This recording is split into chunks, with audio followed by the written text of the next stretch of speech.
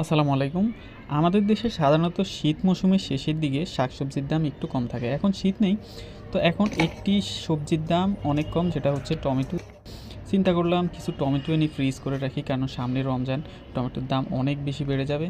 বিভিন্ন সিস্টেমে আপনারা টমেটো রাখতে পারেন। আমিও অনেকগুলো সিস্টেমে টমেটো রাখলাম। যেমন কিছু টমেটো আমি ইনটেক রেখে দিছি, কিছু টমেটো আমি পিস পিস করে বক্সের মধ্যে রেখে দিয়েছি। তো এগুলো বক্সে রেখে আমি ফ্রিজে রেখে দেবো। লবণ দিয়ে হালকা সিদ্ধ করে বক্সের ভিতরে করে রাখা যায়, অথবা ব্লান্ডারে একদম পিষিয়ে কোটা অথবা যে কোনো জিনিসে ফ্রিজে রেখে দেওয়া যায়।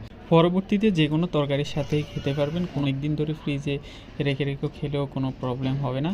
তো সামনে যেহেতু রমজান, আপনারা এই সিস্টেমে ফ্রিজের মধ্যে রেখে দিতে পারেন। আমি একদিন পরে যখন বের করলাম, দেখুন কত সুন্দরভাবে জমে গেছে।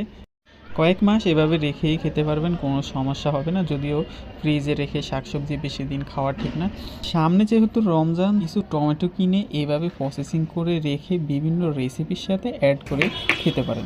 ভিডিওটি ভালো লেগে থাকলে নতুন চ্যানেলটি সাবস্ক্রাইব করে দিবেন। সবাইকে ধন্যবাদ। আল্লাহ হাফেজ।